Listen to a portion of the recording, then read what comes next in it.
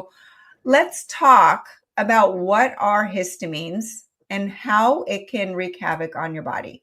Okay, so histamine is a really big deal, especially in the COVID environment, because the clinical literature suggests, and also what we're seeing anecdotally in my practice, is that the spike protein has turned on the histamine receptor genes. And like you said, your sister had allergies, you didn't, but you may have been experiencing histamine in a quiet way. We call it sneezing on the inside. And so, to your question, what is histamine? Histamine is an inflammatory response. The body is seeing a perceived threat.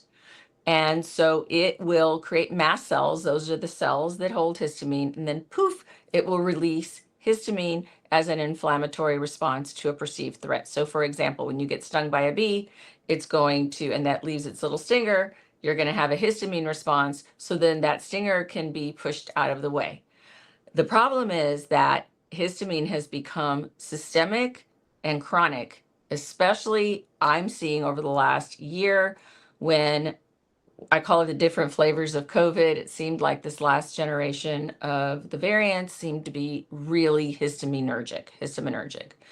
And so you don't have to just have an allergic response to feel histamine. So histamine has been linked to idiopathic anxiety disorder. That means, I don't know why I'm all of a sudden super anxious. Insomnia, Mm.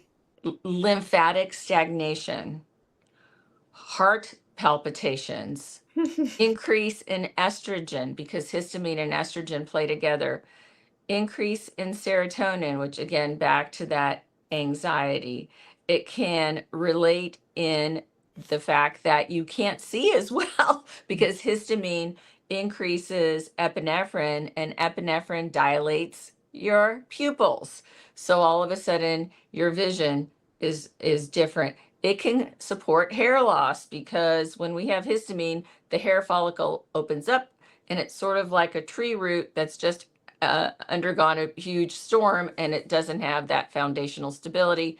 Poof, hair loss. Histamine can also turn on viruses and pathogens because it is an excitatory neurotransmitter and it intersects with sulfur, one of my other favorite imbalancers, that can cause a lot of GI distress. So it's everywhere. And a lot of those symptoms I've experienced, the vision loss, the hair falling out. So many women are coming to me talking about their hair loss because they care about what they look like. And we're going to be talking about weight loss. That is obviously an issue. When thinking back to when I was growing up, I was bloated all the time. I had digestive issues. I'm sure it was related, right?